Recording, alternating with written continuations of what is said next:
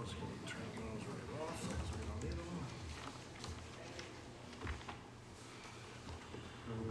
It is 7 o'clock, if you except- gives us the heads. Yeah, all right. I'm gonna give them the wave, and if Yeah, we're I'll ready to start. You're gonna need to, yes, you put on, so, Left desk. Yeah. Yep. Can we Yeah. see if that pops up? okay. I'm gonna say good evening and welcome to the Committee of Infrastructure. Today being October 26, 2022.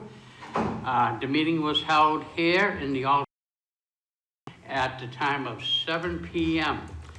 Yours truly, Alderman Elijah Michael B. O'Brien, will be the presiding chair. At this time, I'm going to ask the clerk to please call the roll. Alderman Jettie. Here. Alderman Govea. Here. Alderman Camo is here. Alderman Dowd is not here. And Alderman O'Brien. Present. Also in attendance is Alderman Klee and Tim Cummings, Director of Economic Development.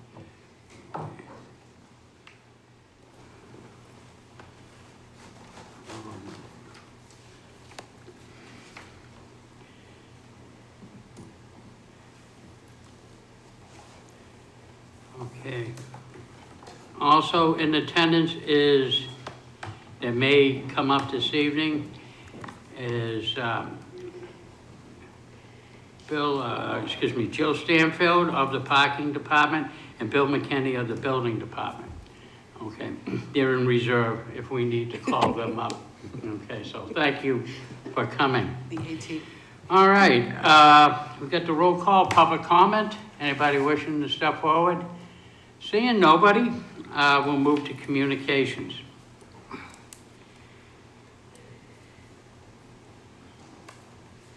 That one's you. Oh, well, no, this is your big moment. No, this one's you, I thought. Oh. You're just accepting it in place of. No, yeah, well, you gotta read it by title. Okay. Yeah. Communication is received from Wayne Husband, Senior Traffic Engineer, regarding ordinance 022-026, authorizing stop signs at the intersection of Blueberry Lane and Old Coach Road. Okay, there being no objection, I'll accept the communication and place it on file. Further communication. Communication's been received from Wayne Husband, Senior Traffic Engineer, regarding ordinance 022-029, authorizing stop signs at the intersection of Parish Hill Drive with Parish Hill Drive. Okay, and on this one, if there is no objection, I'm going to suspend the rules to allow this communication to be received, for it was written after the agenda was prepared. And therefore, seeing no objections, we're going to accept the communication and place it on file. Okay, at this point, we're very fortunate. I did ask Director Tim Cummings to come forward with a couple of items that I want to keep us, familiar with. And one of them is the parking garages, as you can see up on the screen. So Director Cummings, I'll turn the meeting over to you. Welcome, please come up. Thank you, Mr. Chair. And if I could I have the parking manager, Jill Stansfield, and the building inspector, Bill McKinney, join me? Absolutely. So they can help with the discussion this evening. In addition, I have this PowerPoint that I'm going to hand out to you all, and if you could accept it for the record. Yeah. Looking for a motion to accept for an item not prepared when the agenda was prepared, which is the presentation of the Elm Street and High Street parking garages. Mr. Como, Alderman Como, you're making that motion? Yes, I'd like to make the motion to accept the communication from Director Cummings and place it on Okay. file. Discussion on a motion? Seeing none? All those in favor say aye. Aye. Opposed? Okay, communication is accepted. Director Cummings. Great, thank you, Mr. Chairman. Again, for the record, Tim Cummings, Director of Economic Development and Interim Administrative Services Director. And I'm here before you this evening to have an additional follow-on conversation that we had earlier this year. and it's relative to the deferred capital maintenance of both the Elm and High Street parking garages. And so, if you recall, we were here before you, I want to say in February. Yes, February of 2022, providing you the same PowerPoint that you have this evening. And it's predicated off of two reports that were done by Thornton Tomasetti, thank you.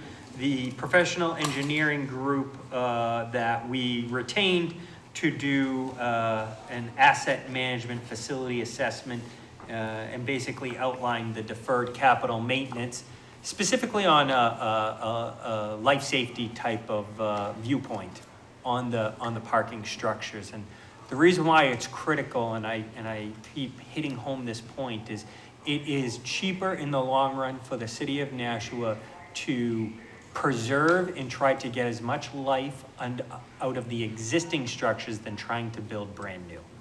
The cost is significantly more once you have to build a new parking structure as opposed to maintaining and trying to rehabilitate your current parking assets.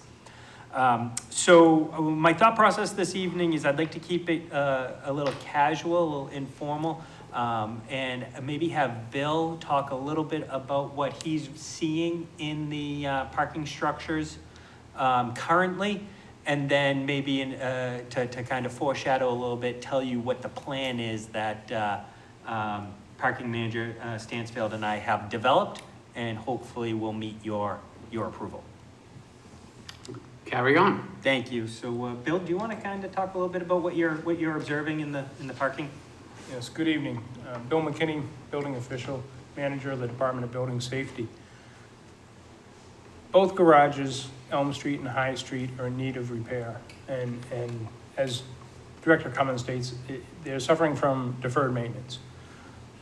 In the Elm Street garage, which is probably in the worst condition, you have several areas where the gaskets between the actual floor and roof decks of the building have deteriorated to a point that water is passing through and draining down through the building. Concrete structures are not designed to have water passing through them, and the freeze-thaw effect on concrete causes spalling of concrete and starts to expose some of the structural elements. As you wander through the garages on any rainy day, you'll see our concerns. Many of the drain lines aren't working properly. They're deteriorated, they're cracked. Many of them are leaking. There's puddling in several areas of the garages, and they need to be addressed sooner rather than later. In areas in the garage, you'll see rust staining on the concrete. Rust staining on the concrete means that moisture is getting into the rebar areas of the concrete. And once that starts to happen, we start to have deterioration of the rebar. Both of these structures are designed with what they call pre-stressed concrete floor systems and roof systems. The pre-stressed is the rebar in the middle, and then they're set into place. And because of the rebar and the design of them, that's what carries the weight of the vehicles that pass over them each day. As they rust and deteriorate, it becomes an important matter that we need to address. I'm not trying to say that this is an imminent collapse issue in any way. It's something that we need to address here shortly, though, or we're going to have a problem that we may not be able to resolve. So it could be years out, could be decades out. I don't know the answer to that for sure. But I do know that the maintenance needs to start happening on these buildings, or we're going to have to potentially do that process that I always hesitate to do, which is start putting restrictions on buildings and uses of buildings. I don't want to be in that position. I know the city doesn't want to be in that position. We have two very good structures in the downtown that, you're going to see an awful lot of use of those as the Performing Arts Center opens, some of the new housing that's happening downtown. So these are important structures that need to be maintained in the downtown so that we have adequate parking. Most importantly that I've seen lately is we've got spalling concrete in some areas, and that's the direct result of the freeze-thaw problem that we're having in the garages of water getting into the concrete. So that's something that needs to be addressed, and it needs to be addressed sooner rather than later. I'll be glad to take any questions. Questions by members of the committee? Okay. And to date, I do have one. Oh, Alderman Jettie? I can wait if you, but if Okay. you want me to go ahead. Well, I just want to hit home. This is going to be a softball type of question anyways, Alderman Jettie. But I'm looking for verification between Mr. McKinney, you or Ms. Stanfield. We already lost an elevator in the Elm Street garage. So I want the taxpayers to realize, I'm not going to really, I don't want to dwell on pointing the fingers, but you don't have 25 years of like a spending cap, and you don't invest into the infrastructure and then expect everything's honky-dory. It just doesn't work like that. I mean, being aldermen, we're supposed to be guardians of the trust of these particular structures to make sure that we can get the complete life expectancy. So one of the questions I would have to Mr. McKinney, what is, it is mentioned in the report, so maybe Mr. Cummings wants to say it, but what is the life expectancy and how our lack of inaction on this is cutting the life expectancy short of these two structures? And again, I totally agree. We heard a presentation last night on the library and trying to, would it be cheaper was the question of tearing down the library and building a new one. And we heard that cost would be phenomenal. The good money goes to repair it. So forget about the sins of the past. What I would like this Committee of Infrastructure is to move forward and look to the future. That we are the guardians of the taxpayers' trust to keep these buildings in operation as the best that we possibly can. And if this means, there's some things, I understand, recommendations of moving and saving some taxpayers' money, but also let something rust away and collapse is an equal or greater waste of the taxpayers' funds. If we delay too much longer, we may reach that point. I agree. Nothing is catastrophic yet, but we're getting there, folks. And I just really want to put that out there as we come up with these ideas and different things that are going to be occurring, that we need to look at our infrastructure and re-look at the infrastructure and move it up. Now, again, some of these things weren't on the capital improvements. And maybe that's a foresight. And maybe we need to adjust that process equally as well, too, as we move forward. Maybe that could be a side job of this particular committee. But capital improvements, all this damage that's occurring over here did not happen overnight. And the garages are, like I say, in sad need, and they were never in the capital improvements plan. So maybe we need to look at that equally as well. But it's already starting to cause us money. So then again, to Ms. Stanfield, we had to spend how much for the elevator repairs to get the elevator at Elm Street? Jill Stansfield, parking manager. Yes, I believe it was in the neighborhood of $125,000 to $150,000. So folks, it's starting to happen. And I only mention this so as to really put the meat with the potato here. That we really need to start to focus and address this. It's not popular. I know we might want to help out other groups and lower taxes and different things like that. But we are the guardians of the public buildings. That's equally important. Further questions by members? Alderman Jettie, I'm sorry. Yes, I did my diatribe. So yes, Alderman Jettie, please. No, that's fine. Thank you very much. So I think my questions will probably be answered as you go through. Are you going to go through this presentation with? I wasn't planning on boring you yet again, but I was going to highlight a couple items, so I wasn't going to go slide by slide. So go ahead and bore me. Okay. So just starting here, the Elm Street garage here, the conditions assessment, we talked about the goals, you know, making sure we prioritize the repairs and we outline it from really a safety perspective. So we developed some tiers: high priorities, moderate priorities, low priorities. So the recommended structural work to be completed under a single phase, which would take about 1 to 2 years of actually rehabilitation work, is, you know, in the order of about 2.3 million. I would say that those numbers are low now because this came out a little bit ago. But what it does is and for this conversation, I'll say it's about $3 million.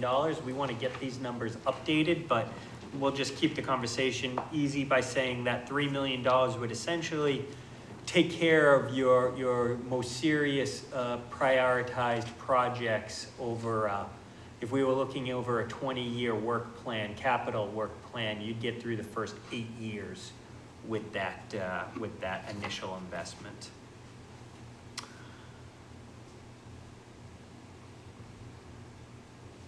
So as talked about just a few minutes ago, it really comes down to the water and how the water affects the parking structure itself. So really looking to seal and weatherize the parking garages as much as possible.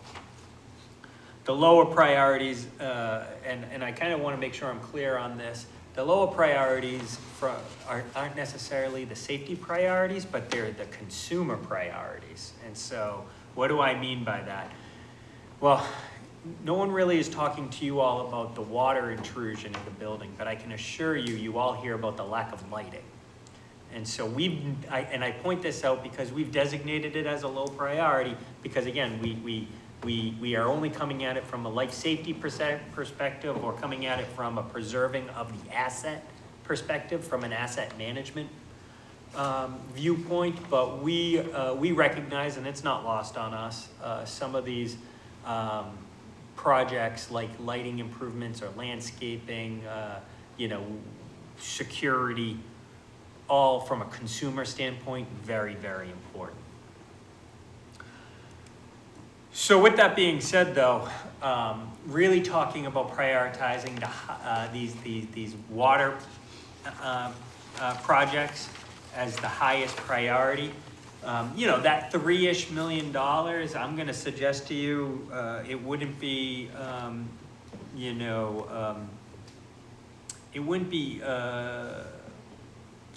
far-fetched for you to see me sometime next year, maybe in 2023, I would say fall of 23, with a bond request.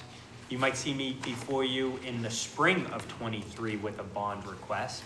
I don't know because I need to get the numbers updated, but it'll be sometime next year. And it's gonna be somewhere in the order of magnitude of like $10 million. And you're gonna need, and that's for both the High and Elm Street garages. And that's to be able to get these projects addressed, get these repairs addressed, I should say.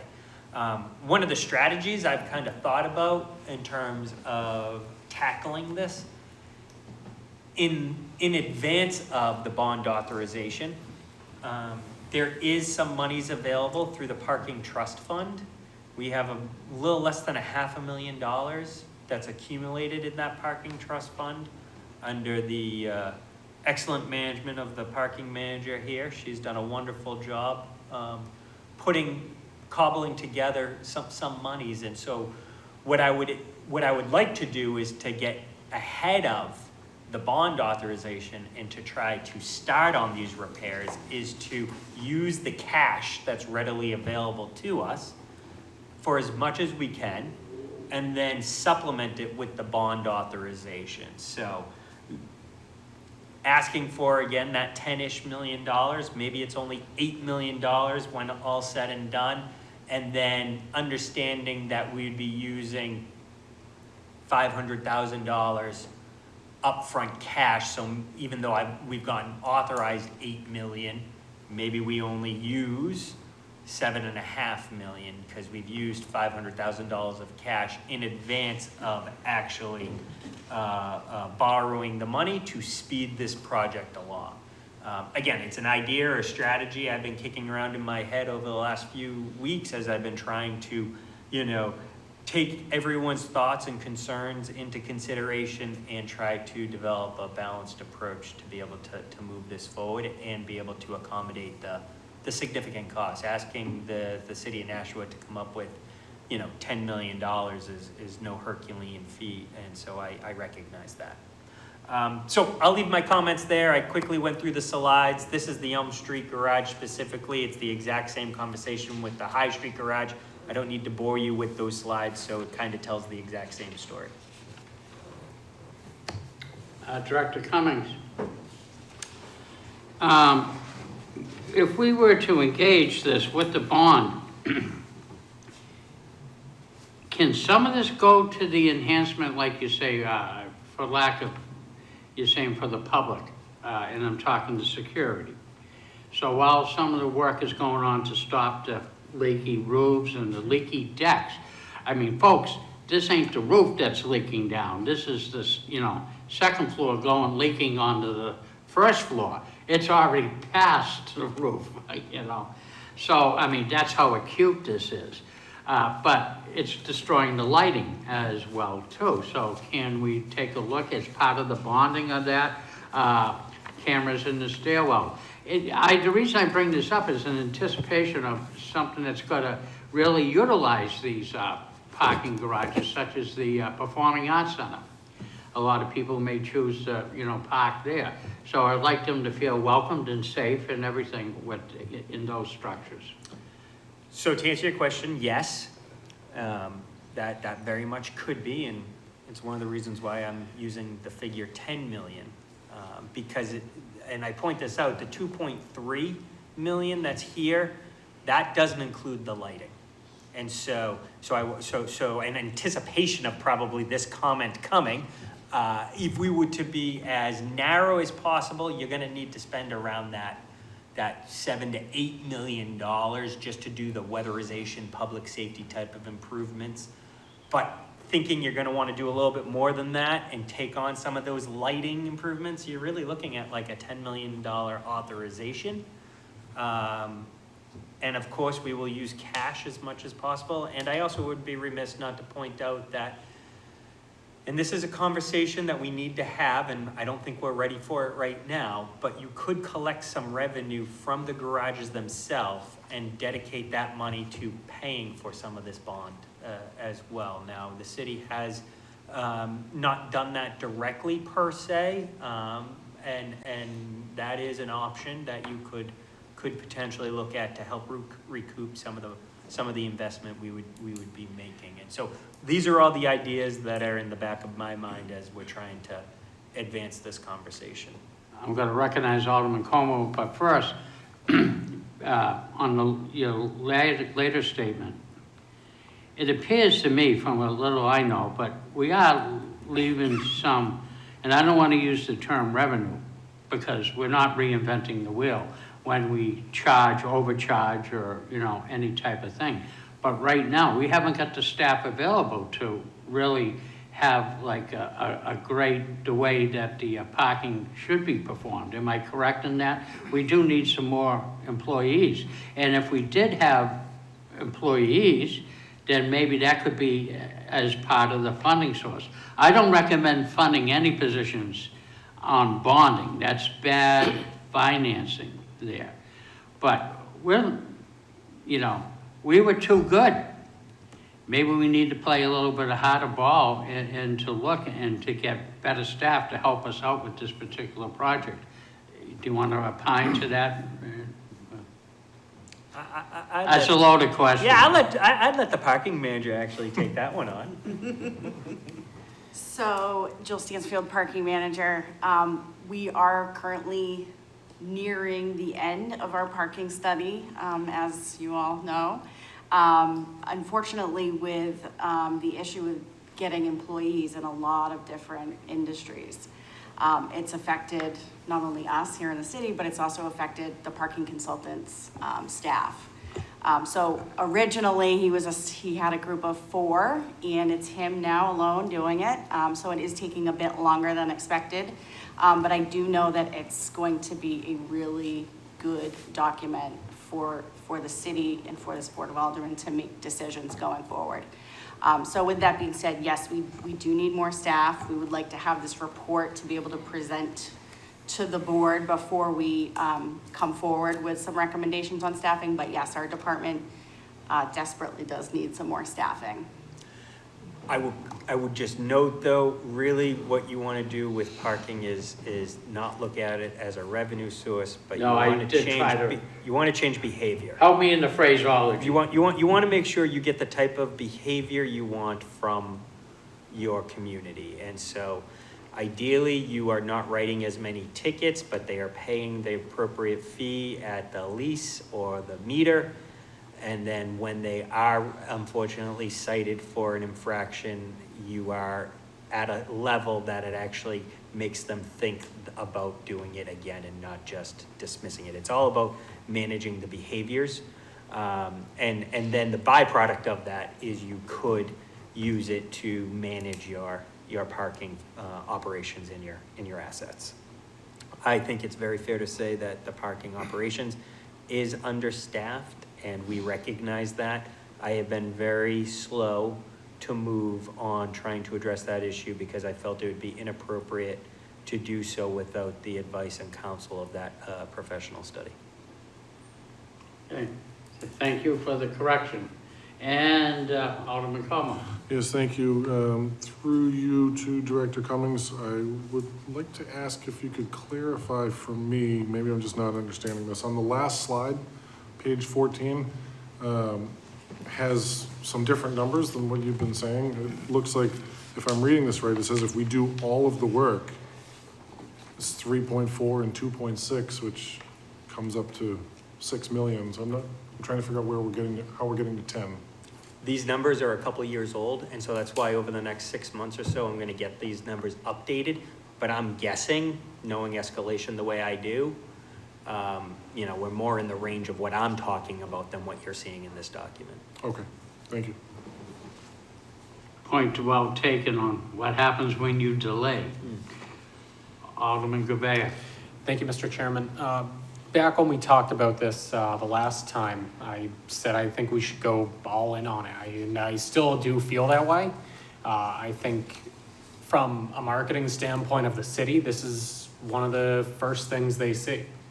And somebody coming from out of town, if it could be a deciding factor of, well, it was a nice downtown, but the parking garage was a little, maybe we'll go somewhere else. So I do think from just a all-around city point, these should be upgraded. And I think we should put considerable money into them, and we should upgrade them to a point where people feel comfortable, they feel safe, and they're able to use these with ease. I think that's would be very beneficial to the city, especially with the Performing Arts Center opening. I think these will be relied on even more. So I think this is definitely a investment I would like to pursue more. And I think it even goes to chipping away at some of these lower priority issues to make better curb appeal and give a all-around better feel for what downtown parking really is and get people attracted to using these 2 garages. I know I used to work downtown and spent a fair amount of time in the High Street garage, and I hear pretty constantly from my fiance about the Elm Street garage here. So I do understand, the issues that we're having, and I think it's something we can address, and it's gonna cost some money, but I think there's a heavy return on investment here, because I do feel it is one of the first things somebody would see when coming into the city. And with a Performing Arts Center, it would definitely elevate the downtown, in my opinion. And I concur, but I just want to say out there in general, I wish this was the only thing we ignored during that period of time. It isn't. I think we heard a presentation from the fire department. It's just one example of the Emma Street Station and what's going to need to be done with that. And, you know, you could look at it many different ways. You had 25 years of doing nothing. And now all of a sudden, the pigeons has come home to roost. As the old saying goes. So, Alderman Clegg. Thank you, Mr. Chairman, and I agree with all of the speakers that have spoken today. I especially agree with what Alderman Govey said. I love to go to the theater. I go to Manchester and I go to Concord. Recently, I have not been going to Concord as much because of the parking situation. You have to go down the street and park over there, and then you have to walk regardless of the weather. One of the nice things is we have this parking garage. I love going to Manchester because of the Victory Street parking garage, which is right on the other side of the Palace and right next to the Rex Theater that I go to regularly, and I will be there on Friday. And it's wonderful to walk through. I'd like them to clean their stairs a little bit, but it is a nice garage. It's very large. It's easy to get around. They've got good lighting. They've got good directional, and I think that's important. I mean, our garage could fit, both of our garages could fit into their one garage, but still, it is important. And I agree with some of those low priorities that we put that is curb appeal. And I think that's what Alderman Govey said. It's extremely important. It's not as important on the surface as safety, but it is inviting. And if we don't make it look nice, they're not going to come in there. We talked about that with the library, with everything else like that. You know, it's not just build it and they will come, make it nice and they will come. So I think those low priorities are important too, and we can't forget those. But I do have a question, if that's okay, relative to the safety issue of it. I park in the Elm Street parking garage in the High Street, but mostly the Elm Street, and I see that water.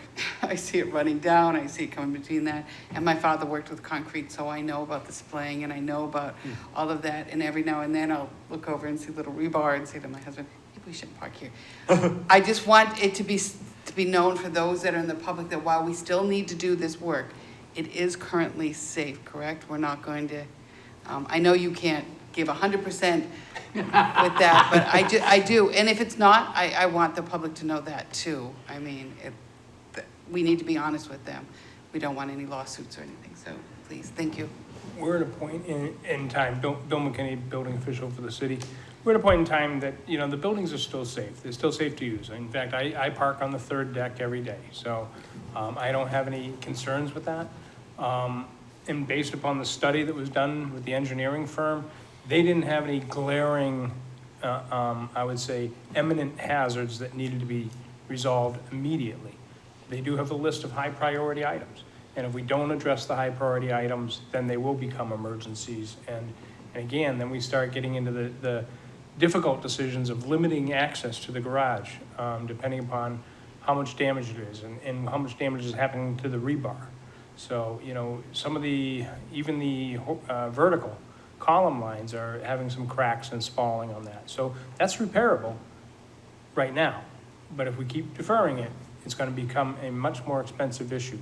And so at this point here, I would say you're fine parking in the garage. Just avoid the rainfall as it comes down through and you should be okay. Follow up if I may, sir? Yes. Thank you, Mr. Chairman. As a soon-to-be ex-state representative who parks in the store's parking lot, that is a very scary situation when you drive in and you see that netting. I purposely park on the very top because I feel when it's gonna go, my car is gonna be lost, whether it's on the second or the top. And I just prefer to mitigate the less amount of things that'll fall on my head when I'm going to my car, coming from my car, or so on. So I do appreciate that, and I know we're not at the point that we were with the stores, that probably should just be knocked down and rebuilt. But it's a very scary thing, and as a state rep, I had no other choice but to park there. Our citizens and our visitors do have a choice, and if we don't do this, so I agree with being all in, and I like the idea of sooner than later. And I do have a question for Director Cummings, if I may. On that last page that Alderman Camo had mentioned, you say projected repair costs and I add that up to the $8.2 million for the 20 years, you said over that, do you think that number is going to increase? Because you did say these were older numbers. So do you think that 8.2 million over the 20 years would increase to maybe 10 or 12? And the reason I'm asking this question is because we know with the escalated prices, when we come to the public and we say we want this, and then we have to change it, they think that we're not being transparent and so on. So I want to get that out on the table now. And I'm glad that Alderman Como had mentioned what the back of this page said. So thank you. If I may, Mr. Chair, I think this is an excellent point because, we're having this conversation right now, and we're having this conversation without actually the design or the engineers. We're trying the best we can to be as transparent, but when we do that, also, we have limited data and information, and so, I very much always try to caveat that, this is the best that we have at this time. I do think it's going to be subject to change. We all know what the market is like right now. I've never seen numbers do anything but go up. I've never seen numbers go down. And so I do think it's going to be reasonable to kind of plan on that $10-ish million figure at this point in time. But with that being said, I juxtapose it in terms of if we had to start over, and so you can just kind of see my rationale, my thought process. If we were to be looking to build a 465 parking garage, a 465 space parking garage, you'd be talking about $40 million. That's just the entry level to get into a parking garage. So paying in rehabilitation, renovation type cost of somewhere between $8-10-ish million is a much more prudent way when you can then preserve the life of the building, which is really what it's about from an asset management standpoint. Just one quick comment, if I may. I agree, at 25% versus the $40 million is a big deal. But again, I just want for the public and for us here sitting in the Horseshoe to know that right now these numbers are in fluctuation and this is the best guesstimate. And then once we really start doing work and we put out analysis, we will have a better idea of what the true cost will be. But it's not something we can ignore. We're not going to go with the highest cost, but it's not something we can ignore. Otherwise, we're going to just shut it down and it's going to become a vacant pink elephant, so to speak. Albatross. Albatross, yes, exactly. So thank you so much. Okay, Alderman Gavea. Thank you, Mr. Chairman. Just one more quick thought to go off of what Alderwoman Cleese said about the curb appeal and how important that is. We could have the most structural sound parking garage in the world, but I highly doubt people are going, that thing ain't going nowhere. No, they want to feel safe. I think it goes to the all-around feel of the garage. Yes, we want it to be as safe and as structurally sound as possible, but if nobody's parking in it, then it doesn't matter. So I kind of feel it's a project that we need to go more in on because I don't really see the return on investment if we just bring it up to standard. I just don't see it. Thank you. Okay, Alderman Como. Yes, thank you, Mr. Chair. So I'd just like to absolutely agree with what Alderman Gavea was just saying. I think when we talked about this the last time, I believe it was in April, a lot of us expressed a very similar sentiment that if we're going to do this, it made the most sense to do pretty much all of it. I mean, to Alderman Gavea's point, it doesn't matter if we fix all the concrete if people still don't want to go in there because the lights are out or whatever. So I think that it's the best plan going forward is to do the bulk, if not all of the work.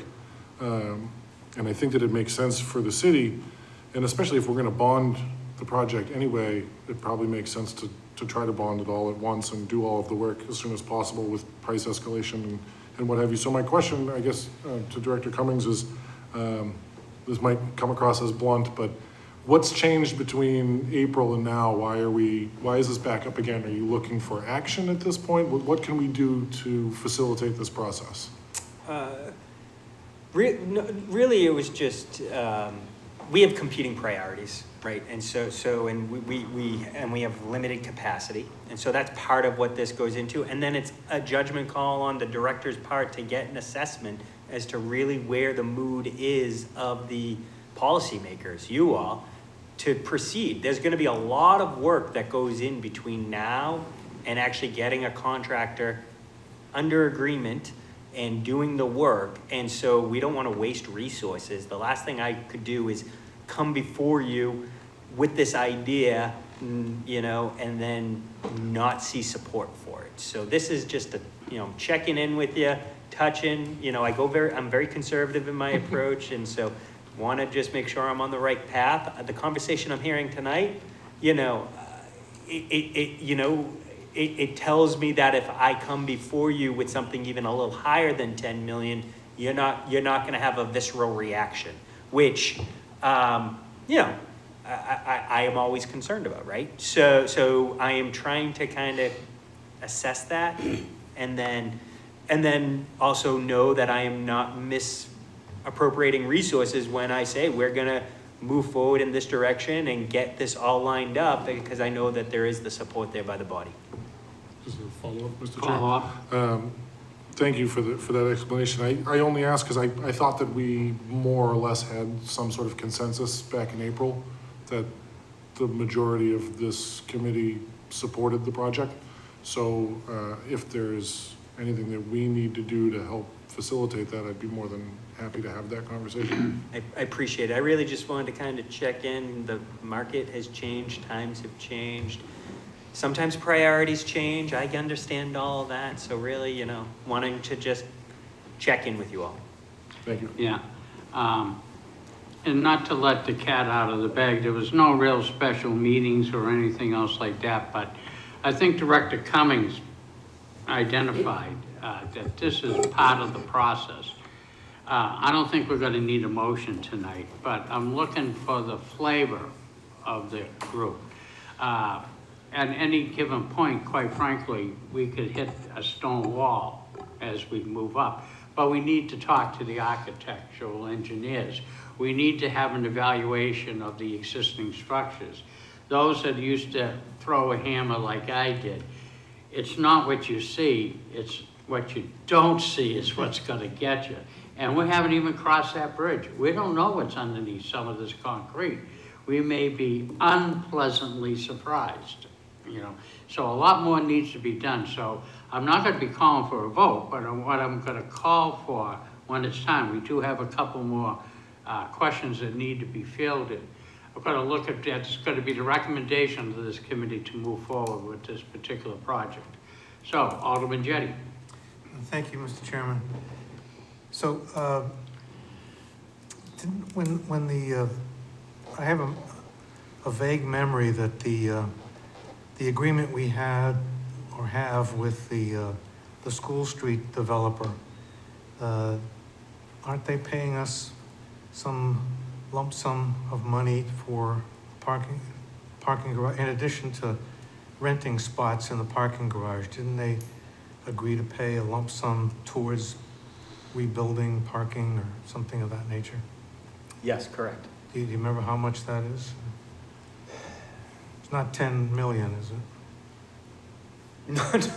It might be. No, I would. It's amortized over a few years. I just recently did this with you, didn't I? Yeah. Because we are gonna need to use some of that cash to, if that's ultimately what you're getting at, Alderman Jettie. Yeah. Yes, we're gonna have to use some of that cash as it comes in to help offset, so maybe we're not gonna be bonding as much. I'm gonna say off the top of my head, 9,500 times 156. Yeah, it's gonna be somewhere around 1.3 million, 1.5 million is what the developer of the School Street lot will be paying us based on the issuances of occupancy permits. Okay, thank you. And could I ask another question? Sure. And what about, you know, I'm always hearing about this infrastructure bill that was passed.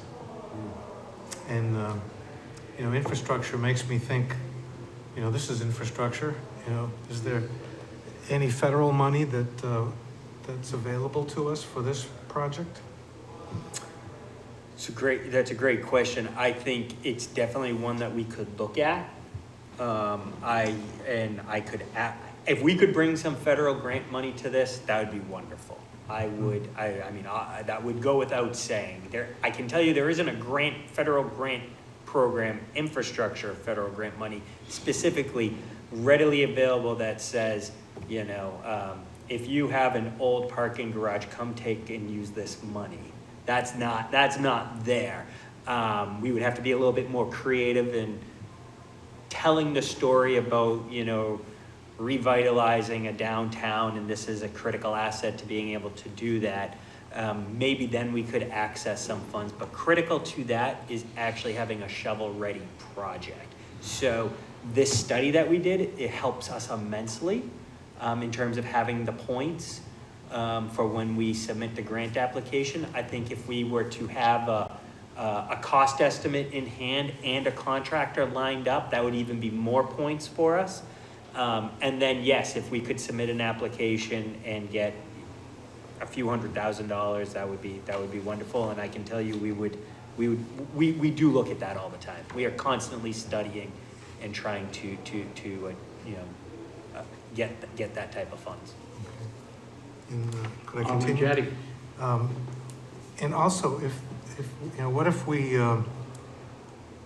if we added, I've seen other cities that have put up solar panels, like on the roofs, above the parking surface, and so the cars that are parking on the third floor or fourth floor, the top floor, they're shaded by these solar panels, but the solar panels are, producing electricity.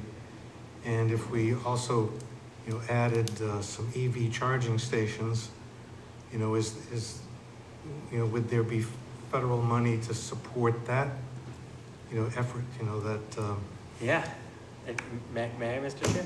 So I guess I am pleased to report that Jill Stansfield just this week, working with our energy manager, has been working on a federal grant for additional EV charging stations. And we have a few already. We would like more.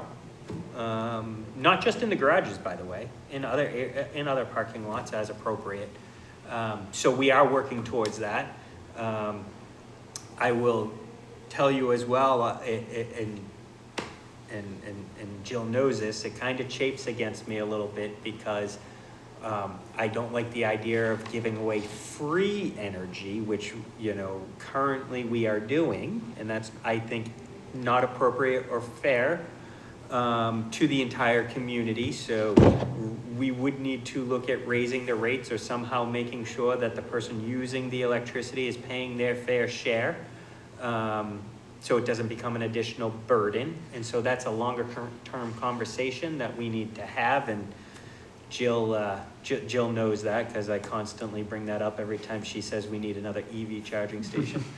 But more to your point about the solar roofs, and I love the idea of adding solar panels, acting as a roof for the Elm and High Street garage. Again, I am the naysayer when this conversation comes up internally, because the first question I ask is, well, if we're gonna need to add additional parking layers, parking structures on top of the existing one, does this bind us from being able to do that? And I've gotten mixed messages on that. I haven't gotten a good answer yet. I've been told two things. One, typically the load can only ever support the existing structure that's built. It's never over-designed, so you don't necessarily need to concern yourself about that, with that. And then I've heard just the exact opposite. I heard that in the 1980s when those garages were built, or the 70s, I think it was the late 70s, particularly the Elm Street garage was designed to handle additional load in anticipation of needing additional parking supply.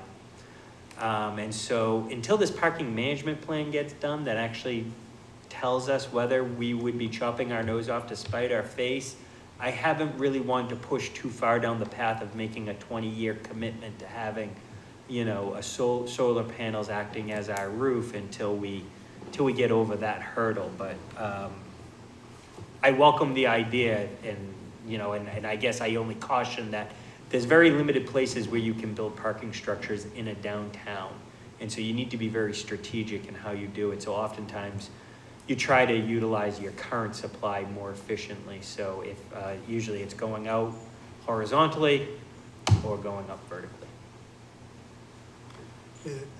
Just to follow up on that, so my thought was, you know, I think there's money that's available for, you know, solar projects, and that's, you know, I thought if you could combine that with the, you know, with this, it'll be an additional source of money for the garage, you know, the overall garage project. Thank you. Alderman Clee. Thank you, Mr. Chairman, and I do have a few questions and comments. One of them is that there's only 5 aldermen that are sitting here today listening to this, and I do know for a fact that there are some that are at home watching it on TV. And so I do know there are other aldermen, but, and this is just me throwing it out there, I do think the full board needs to hear this. And so I'd love to see a recommendation that a presentation be made to the full board. Not necessarily for them to make any recommendations, but just to, as was pointed out, to start to get some buy-in from everybody, because it's gonna be all of us that will be making that decision. That's just a comment that I wanted to put there. I did speak at one point to Pamela Davies about grants, and I'm glad that Director Cummings had kind of made a comment about they do have to follow within the downtown revitalization and how it works with that. They don't do grants just for a parking garage. So we get creative, and there's nobody that's better at it than she is. She is phenomenal.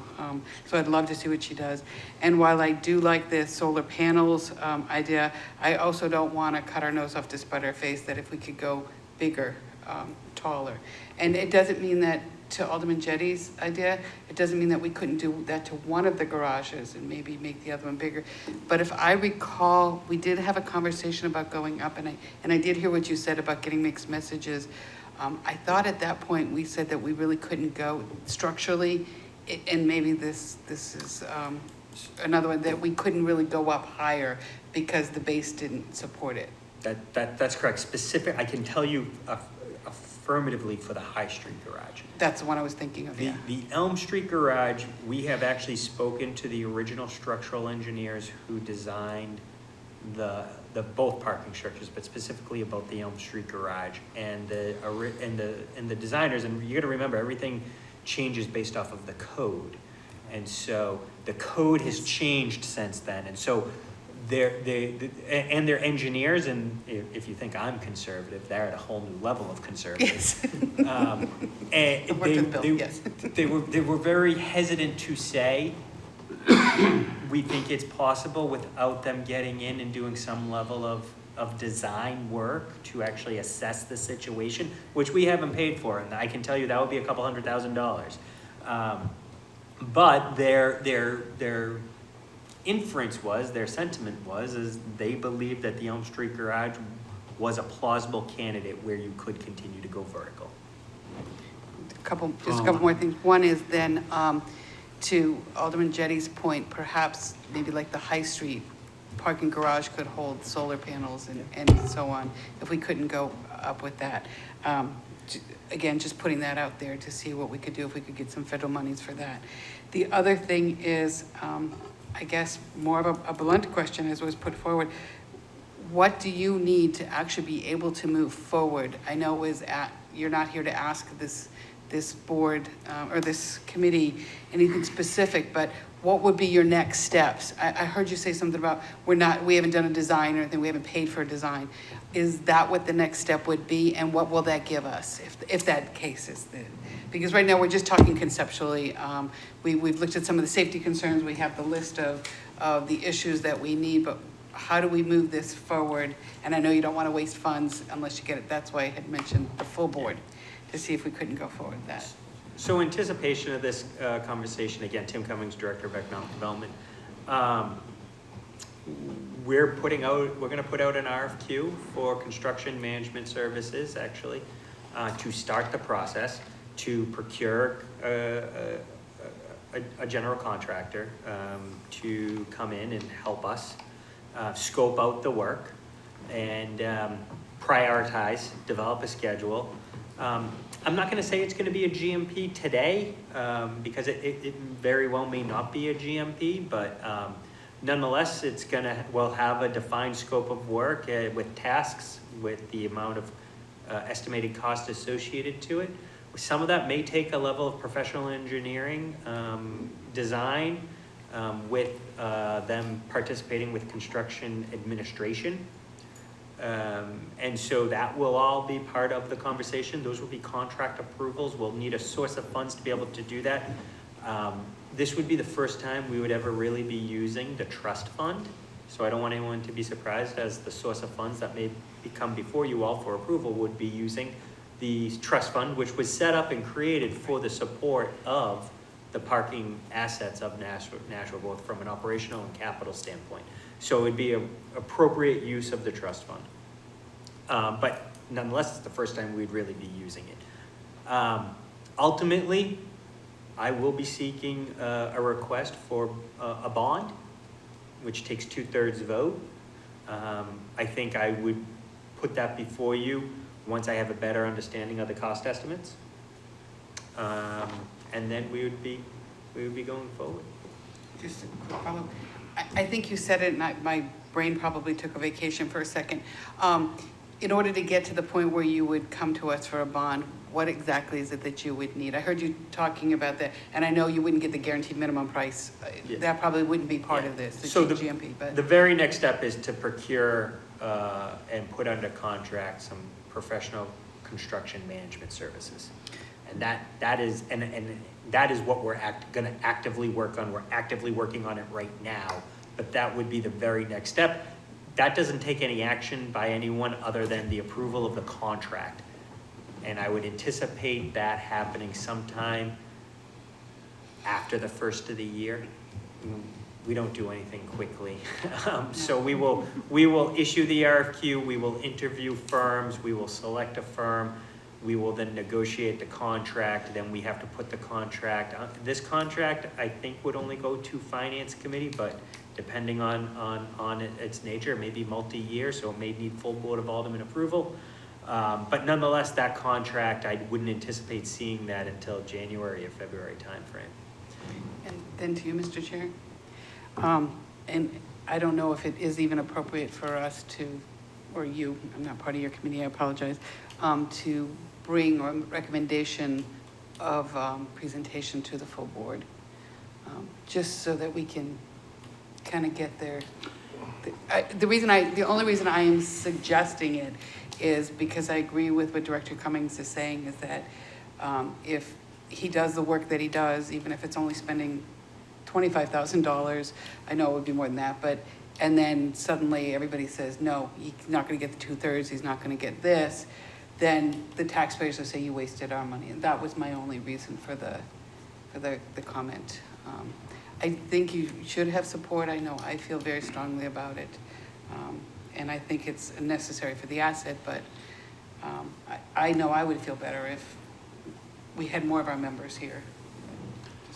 I would just like to remind everybody that as with the state and most forms of government, the nuts and bolts are done right here. Yes. This is your job as a committee. I know you are not a committee member. But if you want to raise your right hand, I will apostatize you to go out and preach to faith. But that's basically what other aldermen should do, is come up and ask and get a fair understanding and recommendation how we feel that we should do. But your idea is a good one, and I'll bring it up to the president of the board. It probably might come under a format of a special meeting in itself. That way we can conduct the usual business of the people and have a brief presentation. Alderman Jettie. Thank you, Mr. Chairman. So, you know, I know everyone knows this as well, probably better than I do, but, you know, we've got a lot going on, you know, we just finishing the National Center for the Arts. We're in the middle of the middle school, we're tackling a couple of more school renovations. The DPW building is nearing completion. You know, there's a lot that we've bonded for. There's a lot that we've got to come up with more money for. I'm on the Capital Improvement Committee, and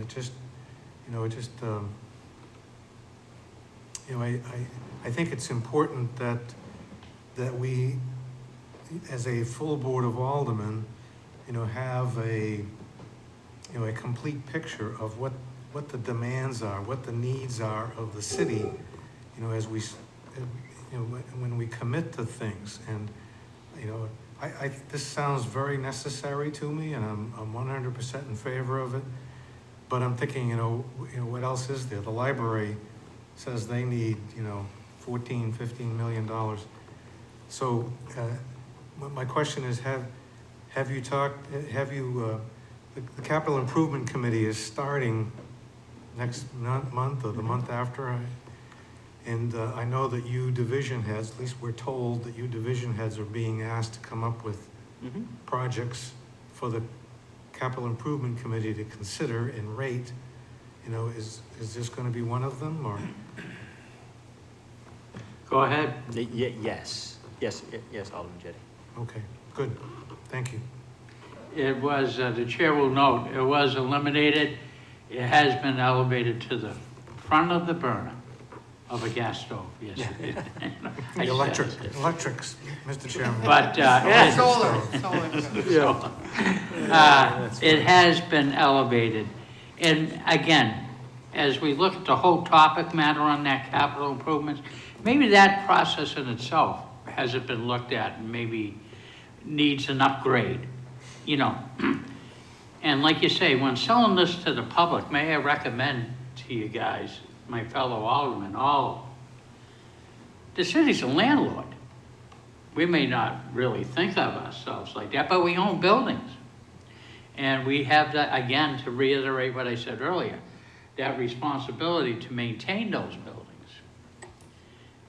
And even, it's kind of sad when the dog's got to come barking at the door, and it's our own city that's got to be coming and telling us, you got an unsafe building.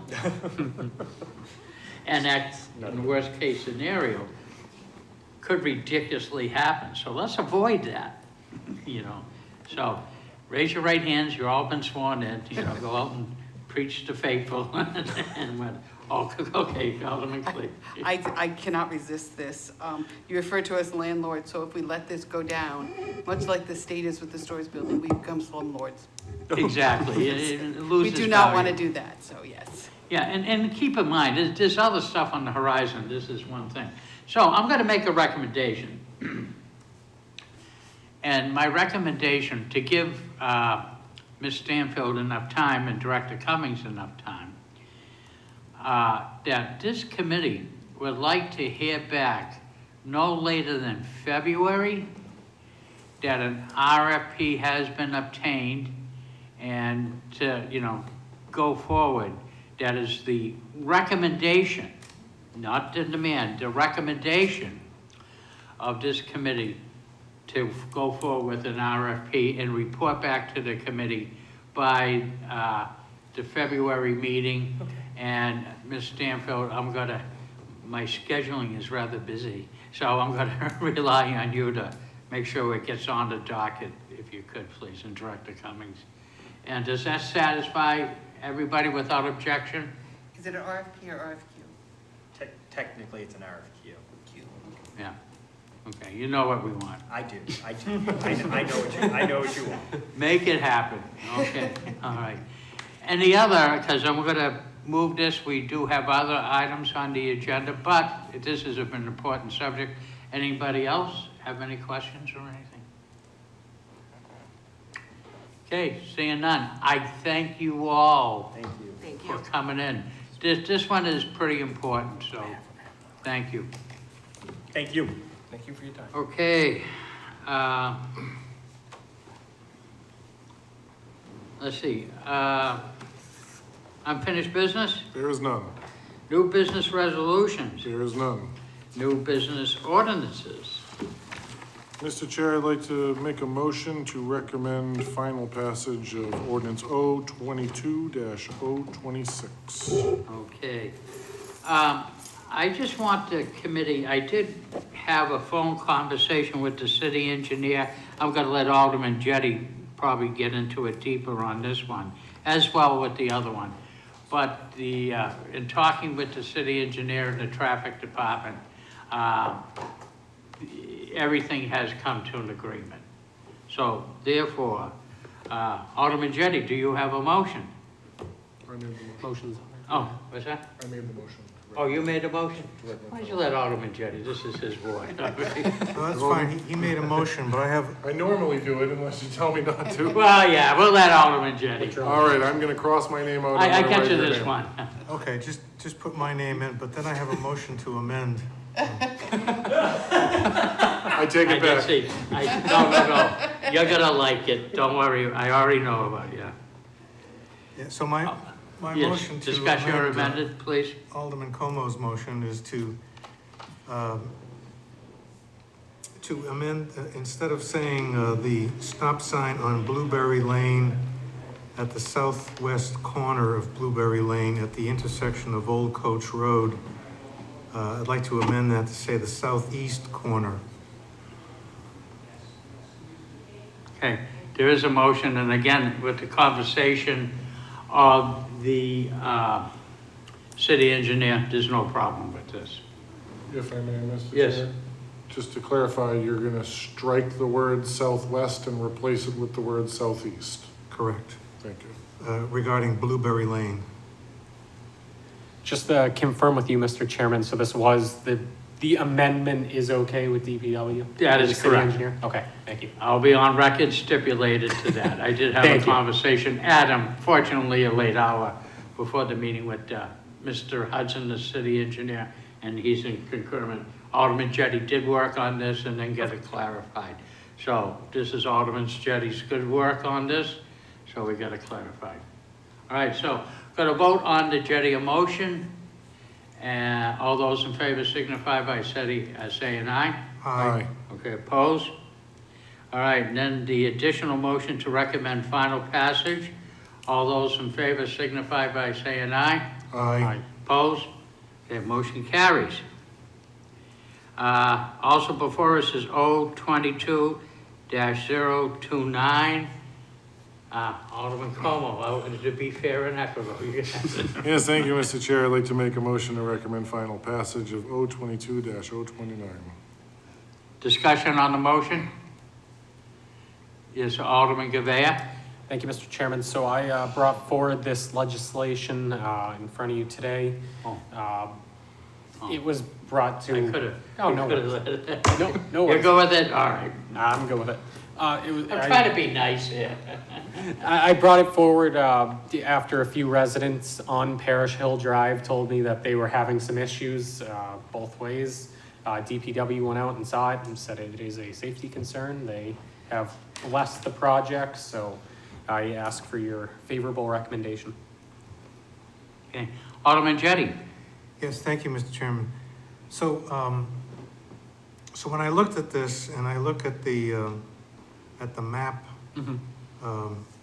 you know, the street map, so I think, you know, probably just, you probably already know this, but, you know, Parish Hill Drive goes north from Broad Street. Yep. And then it circles, it goes to the west, and then it comes down south, and then comes back east and intersects with Itself, yep. Parish Hill Road, Parish Hill Yep. Drive, where it started from.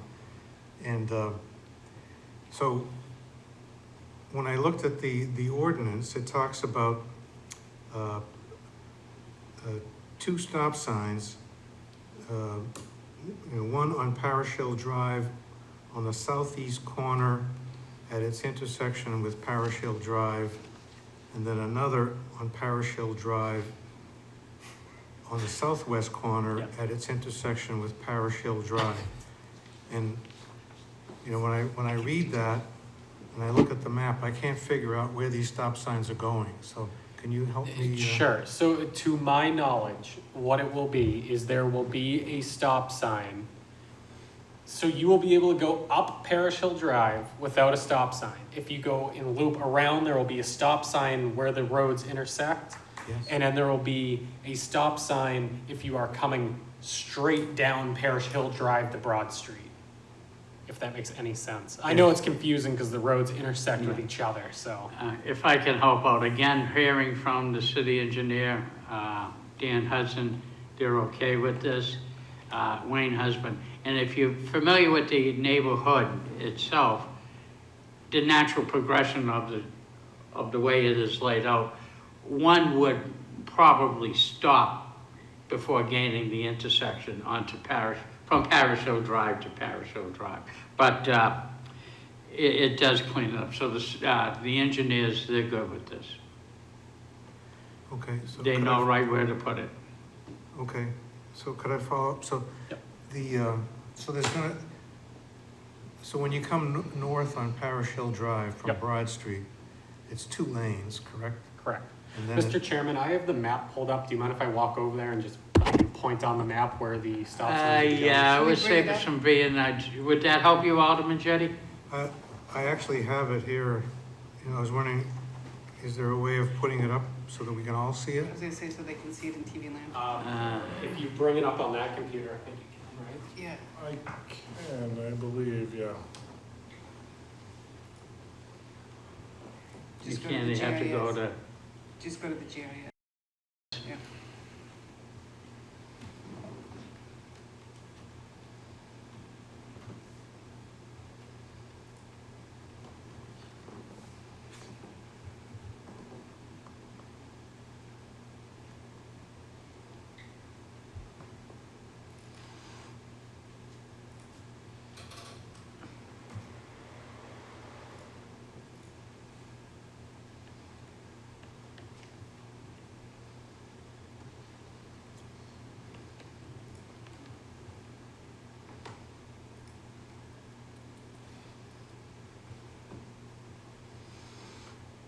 should be out over here.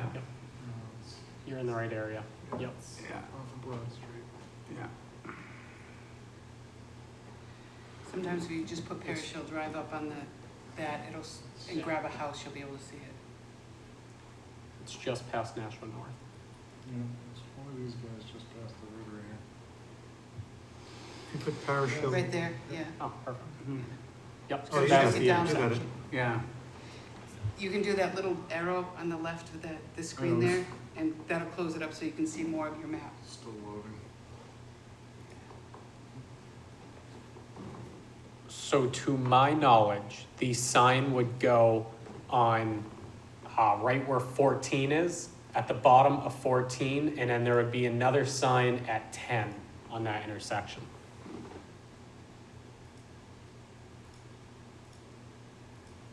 So right here, I believe, yes, I am under, it would be right there and right there. all right. I'd call that northeast, Chairman O'Brien, am I right on that? northwest. That's how I read it. I left my compass at home. Yeah, that's how I read it, was in front of 14 and 10. Yeah, no, and I think that's fair. I mean, it's all in the attention. You're giving the strength to the people getting up the hill, which I Exactly. appreciate, particularly during the winter months. Exactly. So you're yielding the traffic that's going to be coming out and allowing the people to make the hill. So it does make common sense. Alderman Clegg.